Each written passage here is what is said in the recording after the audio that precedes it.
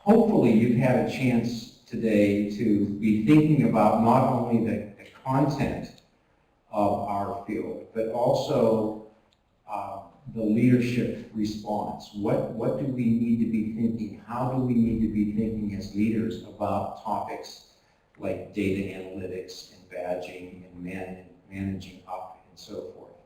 And so we invited a group of, we'll call them experts. And the idea is this afternoon is to maybe spend a little time digging into how they face in their leadership roles and deal with these issues as they arise on their campuses, on their institutions. What processes do they go through? So I'm going to start off with that with the group, but I think what we're going to try is something a little different. Now we have a challenge today. The challenge is we literally only have one mic for the whole room. And guess who's going to keep, no. And what we're going to do is we'll ask I'm going to first ask our panelists to just respond a little bit on what you heard today as you moved around the various discussion groups. And in particular, if you could share with us a reflection or two about the leadership perspective. How did you see that topic? What advice might you give? Then I think what we're going to do is just take a few minutes and have you talk with each other for a few, maybe 2 or 3 minutes, and see if we can devise additional questions that we can stump our champs with following a little deeper around this idea of the leadership perspective.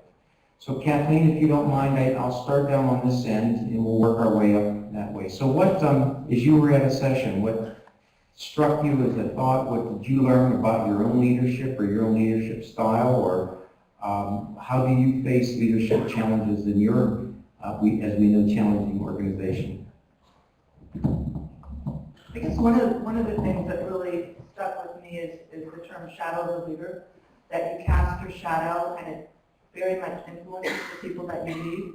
And I think I heard a lot of that when I was in the sessions today. The other thing, in the most recent session too, we were talking about walking the talk, and that does tie back into shadow of the leader. You want to model the behavior that you believe is important to be a leader.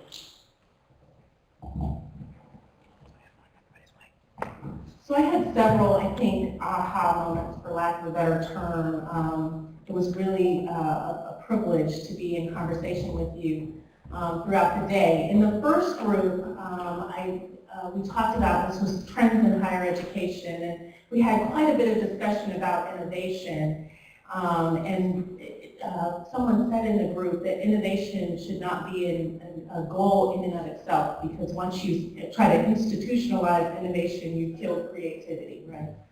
That what we should strive to do is to seek results, right? Or to have a goal in mind and to kind of hold folks to the feet to the fire, or hold them accountable such that innovation is what has to happen in order to get to the goal, to get there in new ways. And that I thought was pretty powerful.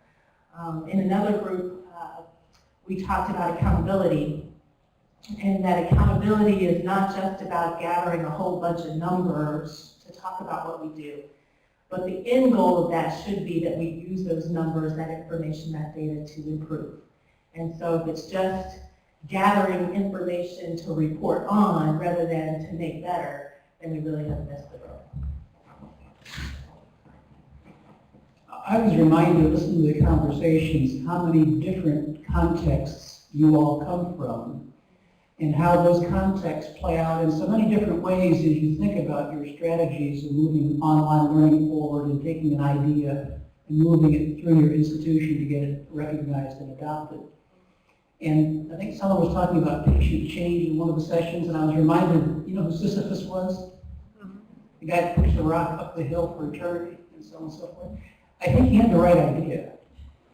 I don't think he knew how to get it over the top. And I believe that's really the magic is that you really need to think of this not just as a singular event, but as something that is worth committing yourself to over a long period of time until the idea gets established. And once that happens, it will round the top, and then your job is chasing it down the downside, okay? So what I would say is that leadership can come from anywhere in an organization. And most organizations have a dearth of leaders. So it's an opportunity within your own context to take your ideas and your knowledge of how to move the institution forward and step up and get those ideas to become visible. I talked to my colleagues at OLC about our history. This is the 20th conference, which means we've been doing this for 2 decades now, almost exactly 2 decades. And throughout that period of time, we've been thinking about online learning as the end, the thing that is the object, the goal. I think you now have the opportunity to present online learning as the means to accomplishing institutional objectives, to meeting institutional challenges, and to explain to people how the things that you know you can do will help move your colleagues in your institution forward.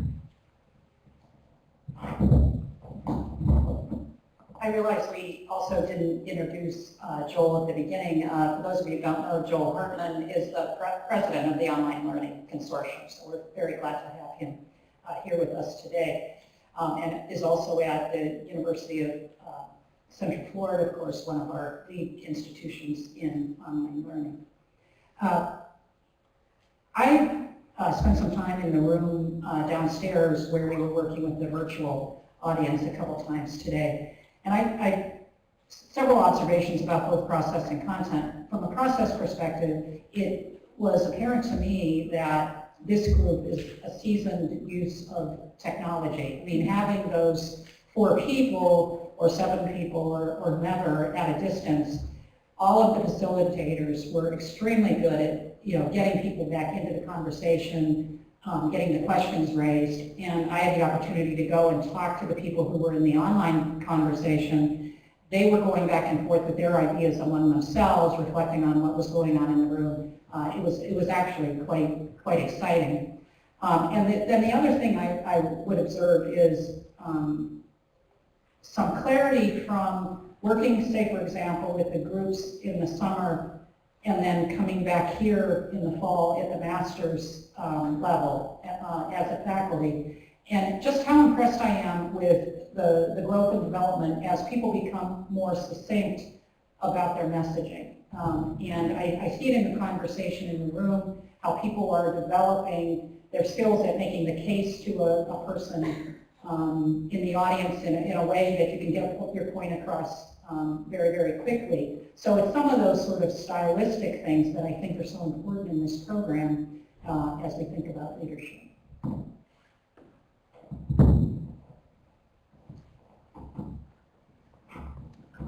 So, as you know, we like to do, we like to make things up sort of on the fly. So I've just made up an assignment for you.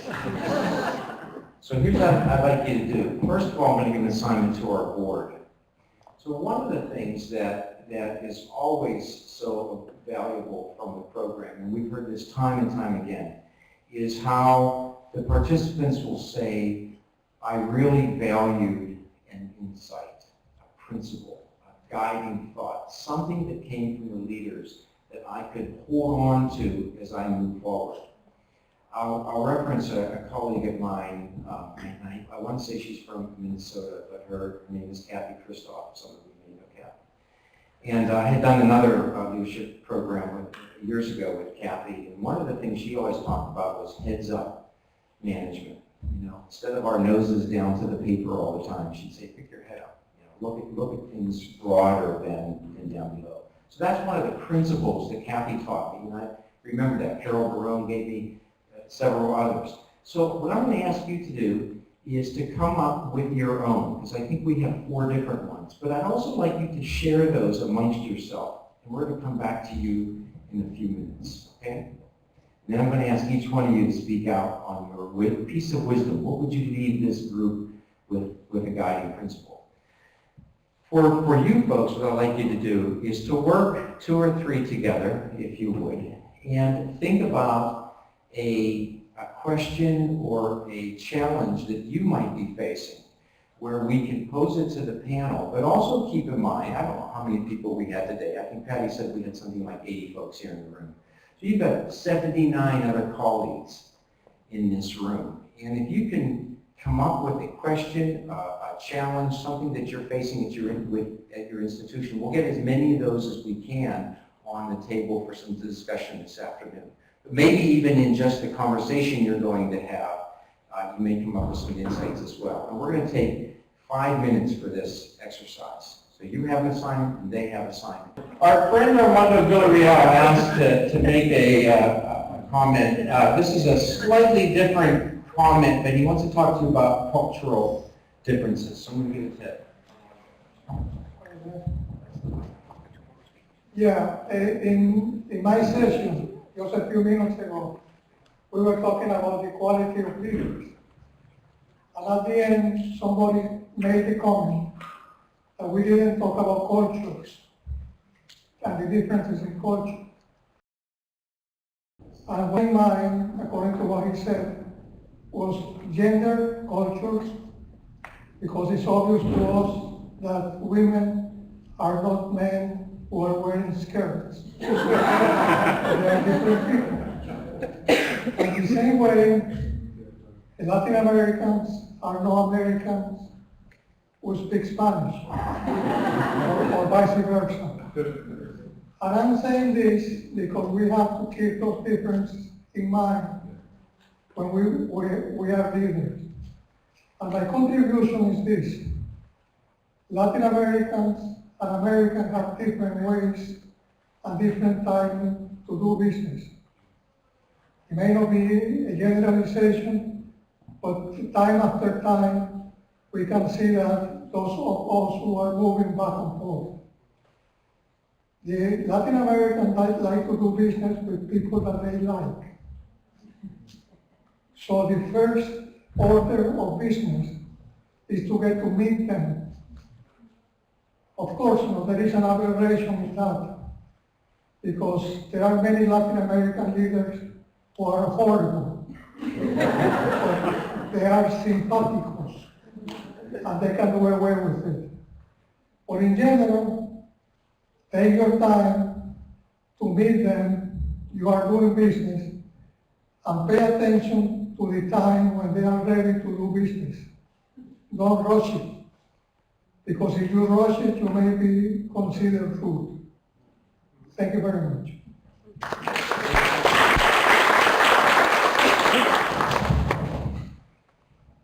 Thank you, Armando, for those reminders. You know what this program is often about is creating those global connections and the global linkages. And so friends like Armando and the Creole team help us remember these really important aspects about our work. So let me start up here. Meg, I'm going to start with you this time, and you get your 15 seconds of fame to share with us your words of wisdom.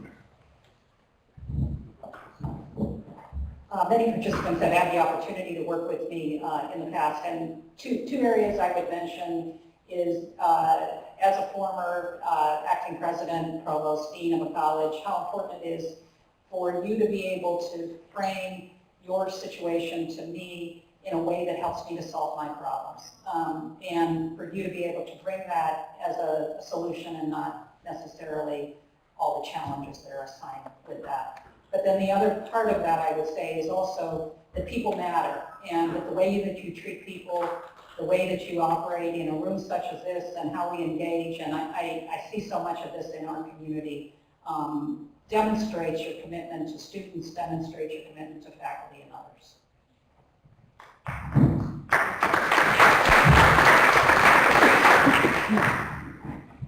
So in thinking about moving an innovation like online learning through an institution, how many of you are familiar with the book by an author named Peter Senge called The Fifth Discipline? Right? Many of you have read it. So it's another view of organizational change that is similar but differs from the Rogers bell curve.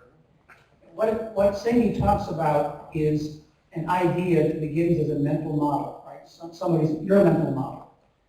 And in order to have a conversation throughout your institution about online learning, you need a vocabulary. You can't have a conversation without a vocabulary. So one of the first things is to establish what is it you do, what do you call it, how does it work, and that's the conversation you have. The next step is to have that conversation with as many people as will listen, right? The provost, the president, the deans, and so on. And my sense is that once you begin that conversation, and as Meg and others have said, in a way that gives them a sense of how this conversation relates to their goals and their objectives and how they're going to succeed. Then it begins to move throughout the institution, but it begins with the vocabulary, and then it moves to the conversation, and then it moves to institutional change. And as Cindy wrote, the institutional change occurs when others hear the mental model, the idea, they contribute to it as you've done here, they begin to buy into it, it becomes theirs, and it moves throughout the institution.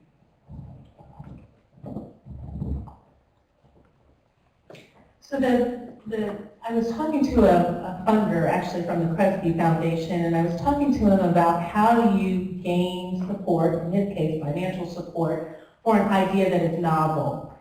And what he said to me was, sometimes you have to ask for support of the chapel before you ask for a cathedral.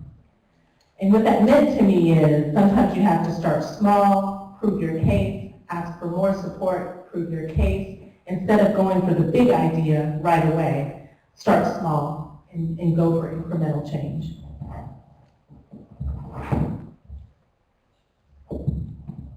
So I kind of want to build on what Meg said about giving information, in a way that you want to hear it and can manage it. And one of the things that I would like to offer to you is to empower others.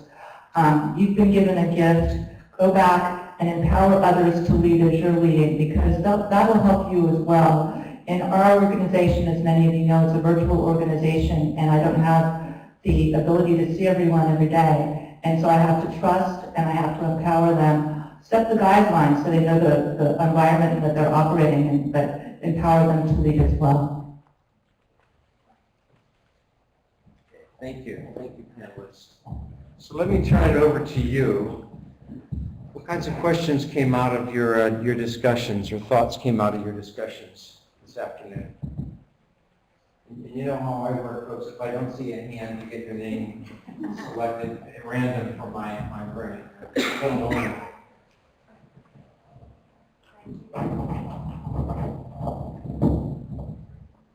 Well, in the sessions that I attended today, it often came up about what's the 30-second elevator speech to describe what we do. And so I've been thinking about it so very much, but then I decided that I'm just going to ask you guys to tell me what the 30-second elevator speech is, and I'm going to write it down. That is a great question. Go ahead, Larry.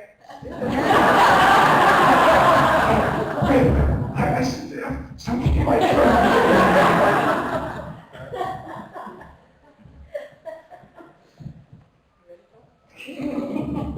So what is it that we do? 3 words: quality, access, and cost. I can do that in an elevator. I'm good. I'm good with that.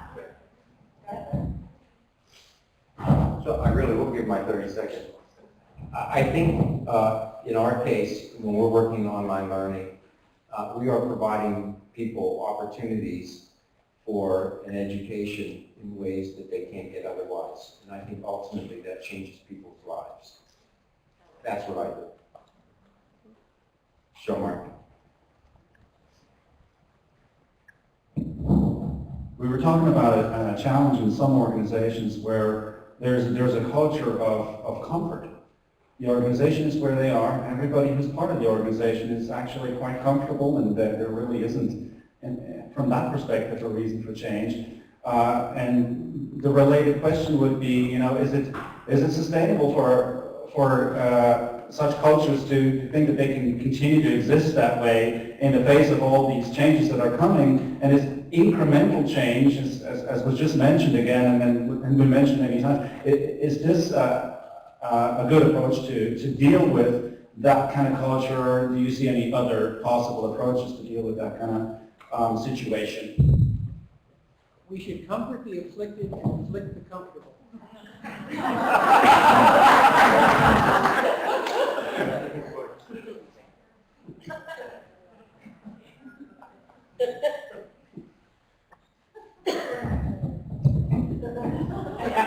I think you guys have picked up a really big and important topic, is that the whole industry of higher education right now, accreditation, other issues, external perceptions, we're all at risk for complacency. So, figuring out whatever avenue there is to making change, whether it's an incremental, whether it's departmental, division-wide demonstration.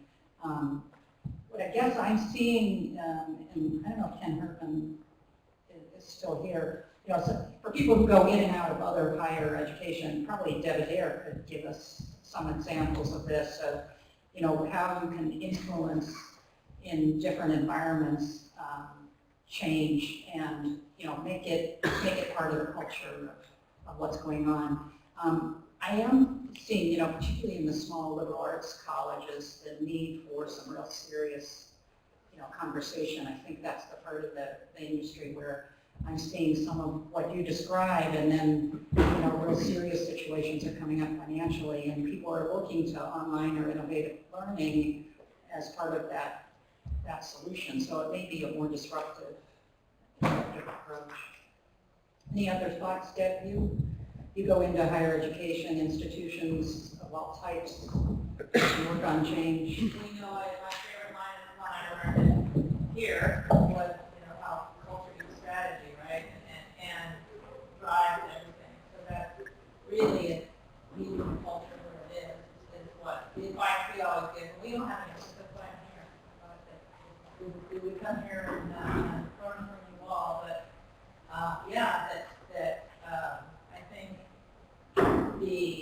those that we work with, the last ones that come to the table are the small private liberal arts institutions, who now they're starting to look at this because it was a way to serve their own students who went away for the summer, right?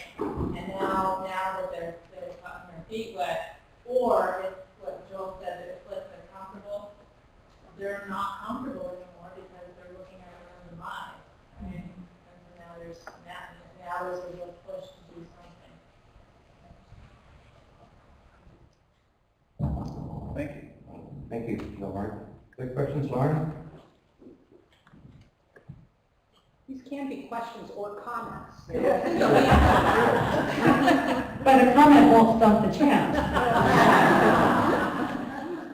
This question has to do more with organizational structure and changes in organizational structure. And we're looking for advice on how do you take a decentralized model, a service model, and when you have a charge from leadership to centralize that model, but you have people in the decentralized unit that are very invested in where they are and don't really share that same vision of centralizing the service, and so maybe some advice on how to make that happen without coming to a blow of egos or similar challenges related to that. I'll send you the response for you. I won't have to go to the gym today. Well, I'll take the first stab at that, only because that's exactly what happened at my institution, and I was in charge of that transition. We had what I always refer to as random acts of online learning all across the university, under the control of very different deans, with different approaches, with, quite honestly, maybe even different definitions of what online learning was. And then the university, from the president and the board of trustees, decided, this online learning thing is now a strategic priority of the university. And we're going to create an umbrella unit that is going to oversee, control, centralized resources, and all those other good things, all of this online activity. And quite honestly, there was quite a bit of resistance for those who were doing what they wanted to do in the way that they wanted to do it. And there was some resistance for those who thought, oh no, now that it's a university priority, we're going to have to pay attention to this, and we quite frankly don't want to. I will say that our key, the strategy that was key to our success was adding value, right? So the centralized unit had these new people on campus called instructional designers that faculty hadn't had before. They were kind of doing their own thing. We did come up with a standardized course syllabus, but we did that very collaboratively with groups across the campus. And we had in those groups some faculty who said, I'm never going to teach online, online isn't worth anything, da da da da da da, and by the end were our champions. Because they had gone through a conversion in terms of their understanding as well as their practice, and then left saying this enhances even what I do in my face-to-face classroom. So I would encourage you, if you're going from decentralized to centralized, think about what is the added value of that. How can you contribute, enhance, and also be responsive to what the individual units are doing. That was key to our success. You cannot change another person's attitudes, but you possibly can change their behaviors. When behavior and attitude are out of balance for a period of time, one has to adapt to meet the other. And if you can establish new models of doing business and bring people into those models of doing business, as Cassandra said, lead with value, lead with success, lead with support, one of two things will happen. The attitudes will begin to conform to new behavior, or they'll bail. Right? And someone once told me that one of the solutions to faculty adoption might be retirement. I'm not proposing that exactly, but what I am saying is that once you've established a new model of doing business and people understand that's the new order, they have two choices, right? Adapt and adopt, or the contrary.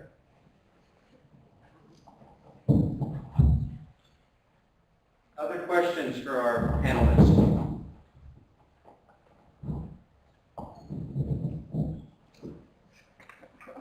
Dr. Midas? Thank you, Larry.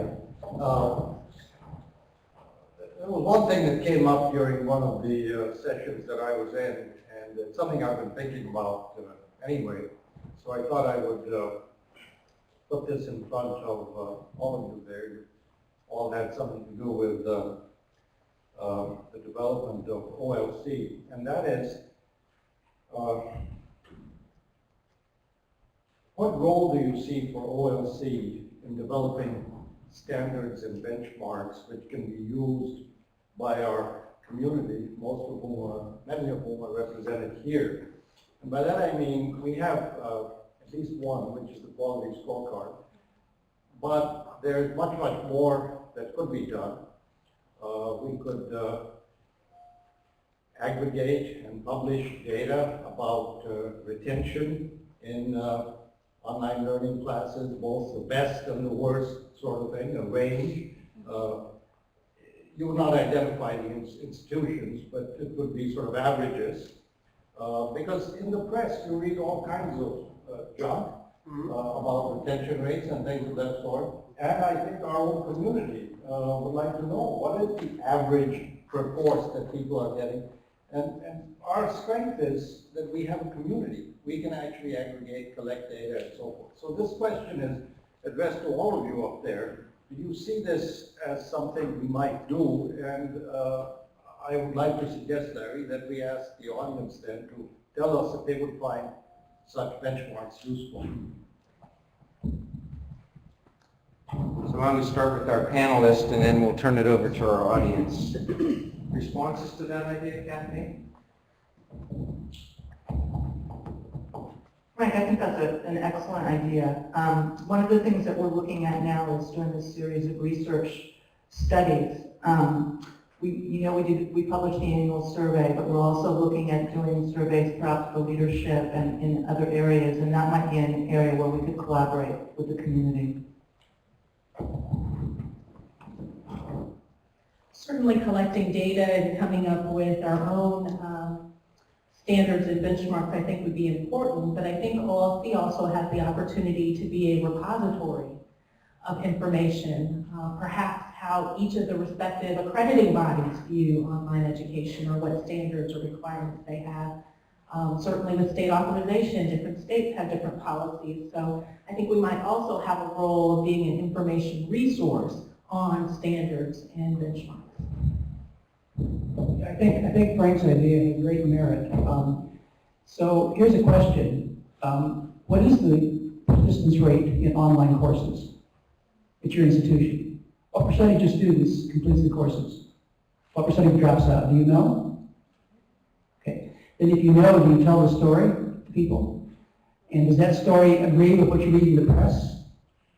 Often not. You read 50% dropout rates, you read 10% survival rates in MOOCs, which must be all of online education. So there's an opportunity here to leverage your own data. And within my own institution, we have a mantra which is, lacking data, anecdote will win. You guys are good at those phrases. I think anything we can do that will help institutions as they go through accreditation processes or demonstrate what it is they're doing. I think people in the room are looking for tools, whether it's the quality scorecard, Quality Matters, or some of the work that WCET has done in its past with student services and other areas. The thing that we've also talked about is peer reviews, peer benchmarking, like institutions and coalitions. And I've pushed on the idea of serving as an accreditor in at least the Middle States region. Every single team has to have a distance learning or online learning representative to a team. So if you want a quality person to be coming to your institution when you get reviewed, then you should be out there reviewing for another institution when you go. So I think through OLC, if we can enhance our community so that we as peers have that capability to go in and be a faculty member, administrator, or somebody who goes in and does those peer reviews, I think that would be really helpful. We'd be interested in knowing from the larger group what else you think OLC might be doing in this area. Yep. Go ahead, start. Well, I think Nathan Russell wants to back me up on this. It would be so helpful to have, we have a real definition problem in our field. We have different languages, we call things different things. And this group seems to me to be the group to be able to help us through that, to do the definitions of what we call things. And I'm thinking of the WCET the Managing Online Survey, Russ, and you would ask the question, right, about persistence rates versus face-to-face, and didn't get a good response. And we don't know whether it was because it was a definitional thing or people didn't really have that data. And then we look at IPEDS, right, and the whole IPEDS survey, and I won't speak to that because Russ can. But I think that boy, it sure would be really nice to have OLC leading the way, just like you have, don't we have definitions of now what is online versus hybrid, and you all are putting that out. That kind of work is so helpful.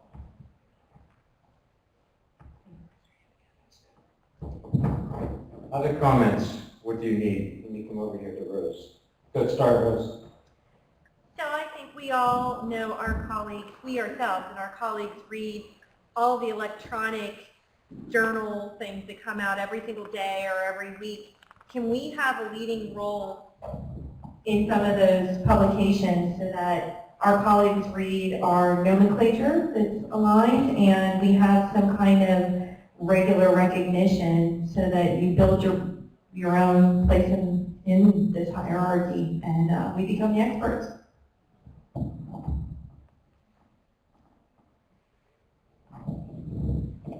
Other thoughts, comments? You already told that the conversation started with the definition of the vocabulary. So when I spend 1 day, 2 days in this kind of event, I'm always looking for 3 things. No? First is knowledge, do and don'ts. Second one is tools, probably data or definitions. And finally is consultancy. No? So if I saw all these kind of people around my Probably we have a lot of experts in many types. So regarding the standards, I don't know if I will be comfortable to give my data to everyone, back to your point, but probably in this group, yes, because at the end I know that I will have a tool to make some benchmark. But at the very beginning, I think that we need to decide a common vocabulary. No? My grandmother said that the quality of the relation is the quality of the conversation. And I think that we are doing this right now. So I'm really asked to this group that we really have any standards. No? Probably the first thing is to have a common vocabulary.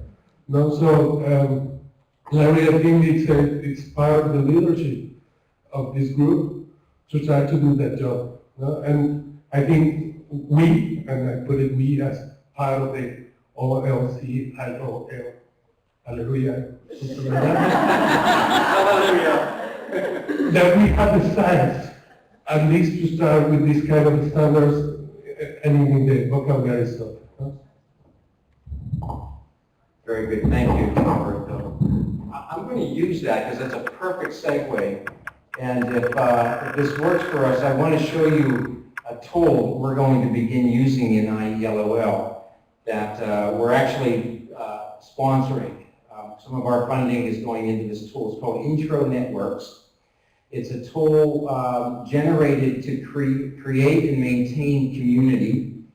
And right now, we just rolled this out literally 2 weeks ago for COIL, for the unit I work for. And we're getting started to use it for IELOL here in the upcoming weeks. Brad, I'm not sure if there's any way for you to remember. Yeah, I'm putting Brad on the spot. He didn't know he was doing this until about 3 seconds ago. So I'm probably, yeah, everyone my password. You see that for me, it's the same as I use on my credit card. So Brad, it is.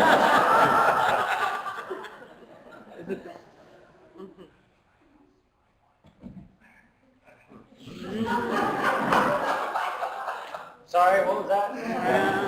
After the A? Dave from Anchorage. They have an app for that. I know. So that may be a good thing. Is it the same as your Skype? So if this doesn't work here, we'll get it. But what this tool does is it creates a profile of individuals and allows you to establish your areas of expertise, which then shows you who else is in that space. And it does it through a really cool virtual map. Brad's trying here quickly to do this. And what it does is it begins to allow you to understand who in your sphere of activity, or if you need an expert, who from IELOL is an expert on badging, and the people will come up with their expertise. Now what this is going to do is also going to extend you into the larger network. So you'll just be one of, we probably have 50 or 60 people so far in the system who are related to COIL, but it'll begin to grow into a larger community. So it's really exciting. Had I done a better job of thinking it through, I would have had this prepared for you. But as soon as you started mentioning that need, I thought, oh, we should have showed this to you. So thank you for that spark. I'll get this out to you, all you need to do is set up an account. It's a whole heck of a lot easier than we're demonstrating. Dave? I have a question, or maybe actually it's a comment. Okay. It's not for Meg, though. It's for Kathleen. So thinking about what the OLC can do for me as an individual, we've talked about that, but part of this process is as being a leader in the field is what can we get back to it. So my comment is, in my effort to identify how to get more involved with the OLC, I could not find it on the website. So as somebody who wants to get back and be more involved with the organization, there is no information available that I could find telling me what opportunities are available.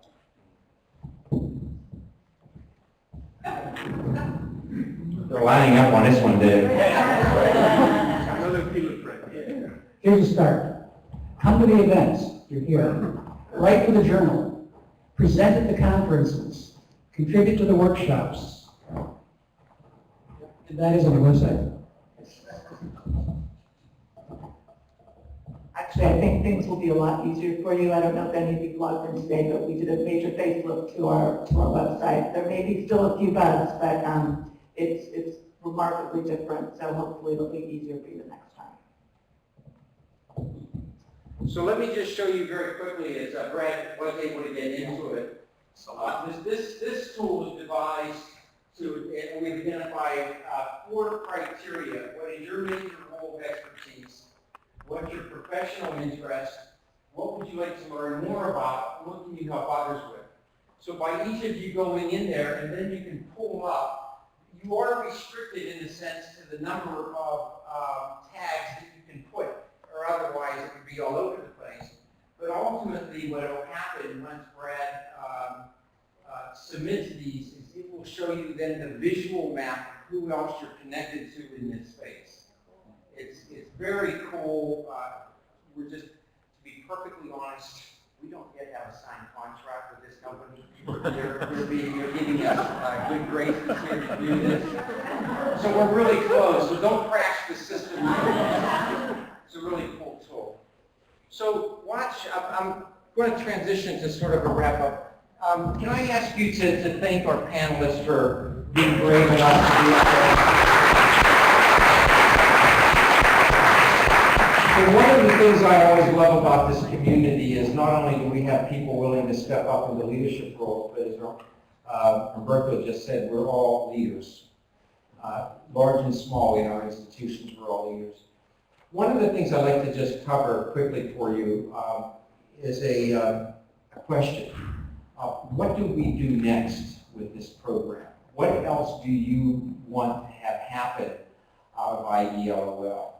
How can we extend this network? What are the kinds of services, ideas? We're going to start with Jean-Marc, and we're going to go to Raphael in the back there. Oops. Oh, there you go. Okay, so Brad is showing you his schema of where he fits and who else is related in this space for you. So don't be too distracted. I think it would be interesting for us to identify some real-world big problems, educational problems that we might be able to solve together and make a mark. I like that. Do you mean a Jean-Marc or just a mark? We're going to name it after you, Raphael. Thank you. As I have shared individually, Kathleen, Meg, Larry, Gary, in the past, I want to take this opportunity to continue the dialogue on the request of expanding the OLC influence into more internationalization, more global influence. As Humberto is coming from Mexico, or Korea, I've been lived with them to 20 years, and we have fellows in other countries, in other continents, that they will be love to connect with us, to share experiences, to share problems, because sometimes we are thinking too centric. We think we are insulated, we are the center of the world, and outside they are not really doing things. And sometimes we are amazed. When I was doing my thesis with the CREAT 20 years ago, I found that in Colombia, they were far advanced in Mexico, so I used some of those models to start with the Mexican model. So then I came to America to learn from you at Nova Southeastern back in '97 here in Florida. So what I'm finding is there is a lot of information, a lot of experiences that we are living in our individual institutions, and thanks to organizations that OLC and beginning of the work to Frank in the past years, I think, and having tried to convince Larry on this in the past, is we need to move into more global influence. And I know there are some challenges, there are some budgets, there are some logistics, but I think we can make the connection. And I think we have enough leaders across the room to start moving into that direction. So first, thank you, Kathleen, for the opportunity to do one of the research studies with you, and that's a dream coming true for me. So that's my contribution and my request, to move into more global scale. Terrific. Other thoughts? Jennifer? Is it Jen? Did I get it right? Jane? Close. I was getting there, Jane. So, as a participant in this year's cohort, I think that one of the major takeaways for me was the networking that we had over the summer. And so I think we had 50 people in our cohort this summer, is that right? Mm-hmm. I think that that if it were to grow much larger than that, it would be too large to have that intimacy. And I think that even with 50 people, I wasn't able to get to know everyone very well. I made lots of friends and colleagues, but still with that many people, you can't know everybody well with that larger group. So I think that, you know, it growing much larger than that would be difficult. So anyone else over here? I see Barbara's hand up. Did you stand up soon?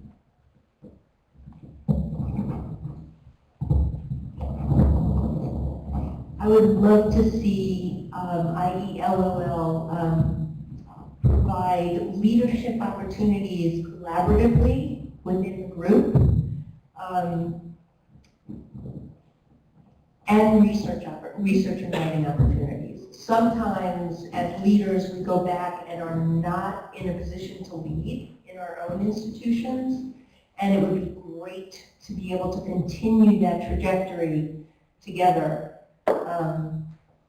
in and aligned with everything we learned in the program.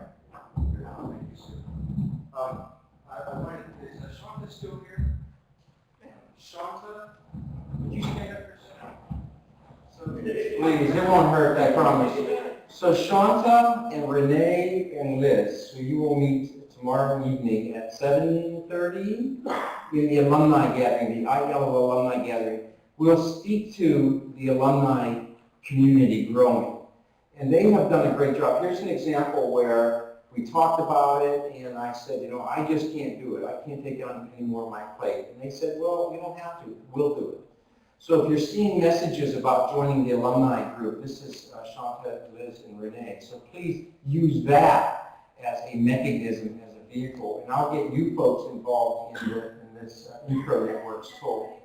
So it's an amazing tool. So I just want to make you aware of those kind of resources.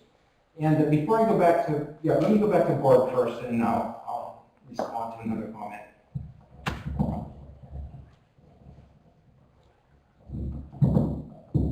I just want to comment about the international outreach, which was alluded to earlier, and also the big picture idea of, you know, what can we do as an organization. And I'm sort of one of the world's worst curmudgeons, but I can't help but say there's been excellent research that's shown that business relationships between countries tends to minimize the chances of war.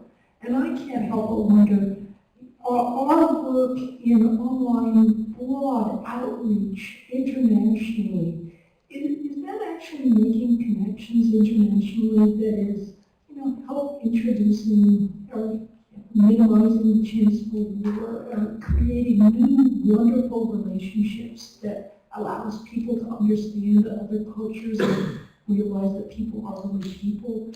I think that that's part of why what you're doing is so extraordinarily important. Lisa?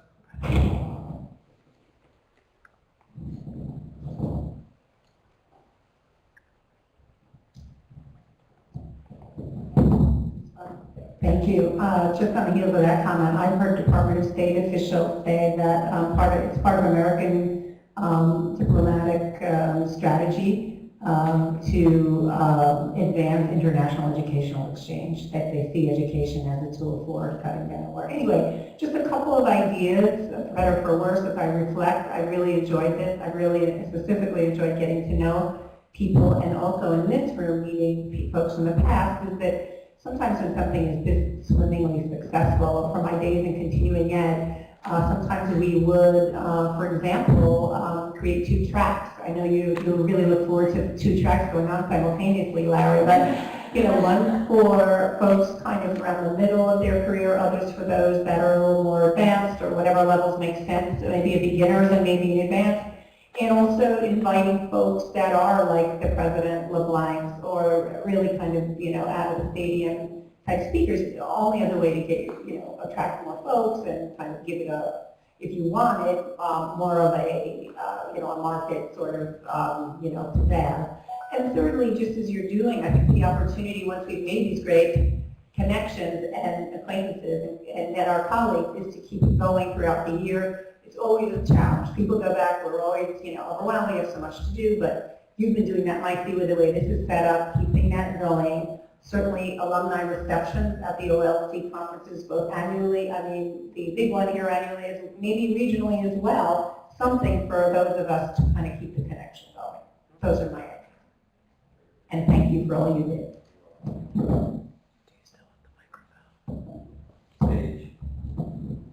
See, we can't grow too much larger because I won't remember your name. Or you can get your microphone. That'll work too. I think for most of us who've been in IELOL have found it to be such an enriching experience. But I think we all end up asking the next question is, where do we go next? How do we develop ourselves further? So I think the next piece is maybe what's going to develop out of this is how do we develop our expertise? I facilitated learning analytics this morning, and one of the people in there said, how do I become an expert in learning analytics? Where do I go? Where do I start with all of this? So I think maybe the end product will be developing your expertise in a specific area. So not just sharing it with other people, but where are you going to push yourself to the next level? Very good, thank you. Mary. I like that too, microphone idea. Larry, if you weren't so cheap, you could have had two this year. Just a question about keeping in touch and keeping the networking going. I'm just curious about your site here, and I see that you have forums up there and groups up there. One of the things I had been asking about was, as we all separated into our different groups today, I would like to keep groups like that going, keep it a dynamic process, and groups where we can go in and out of as we progress through our careers or whatever it is that we're doing. We can stay in touch, either be the experts in that field or seek expert advice from others. So if that's what that's all about, I'm really happy to see that. If that's not the case, I wonder if there's some other avenue for us virtually to be able to do that. Thank you, Mary. So let me stop running. I want to say a couple things and then we're going to wrap up for the day. One is, keep in mind, please, that if things are going to happen like the ideas that were just thrown out, please don't wait for me to do them for you, because they won't get done. The alumni group really came to me and Kathleen and said, can we do this? And we said, it's your organization, do it if you want to do it. And they started that process. So if you have ideas about how to spin something up, I know there is incredible potential, not only in this room, but in our larger community to do some amazing things. I've already seen it where I'm just like, wow, I can't believe that person is doing this. They used to sit in that class one day on Penn State campus and now look what they're doing. So there's just a tremendous amount of potential, but you do have to embrace those opportunities yourself, take some ownership for it, and make it happen. If I can speak to that international piece, because this is a part that has always been of great personal interest to me. I've been very, very fortunate to be able to travel the way I have over my career at Penn State. And I've learned an incredible experience for any of those of you who have traveled, and in particular not just traveled but worked in other countries, and that is perspective. It's just invaluable that you spend almost 2 weeks, Armando, in Cali, Colombia, and experience their educational system and their dynamics and everything. It just changes the way you see the world. I forget who made the comment about, maybe it was Jean-Marc, about internationalization, but I would love to see a cause, Raphael, I would love to see our community embrace a cause that's bigger than us individually. So here's my wild, crazy idea that I cannot take ownership for, but for about 3 years now, some of you have heard me say this, I wanted to create a leadership development MOOC, and maybe be a small version, to serve people who can't afford the high fees that we charge you to participate here, and you deliver that around the world. Look at all the content experts sitting right here in the room. I mean, I think there are a ton of ideas like that we can embrace and do something bigger with. So that's my challenge to you as you sort of go through the next 3 or 4 days. Think about ideas, because it's in doing that where you begin to have those bigger than you experiences, because you've collaborated with a colleague. And you know what, folks? This is not stuff you do from 8 to 5. It just doesn't happen that way. It's the stuff you do on weekends and at nights, and heavens forbid should you be sleeping. That's when this stuff happens. But the rewards for that, the richness that you gain in those relationships is just incredible. And to Barb's point, could we not be doing real positive good in the world? I mean, that's my crazy sort of open dream. I think we can. One of our colleagues, Saida, who couldn't be here today, has on her tagline, and the exact quote, but her belief is that education can change the world. And I really embraced that myself. I really, really believe that. That's how we, by learning and working with and respecting each other, that's how we begin to get change. So I'm really hopeful.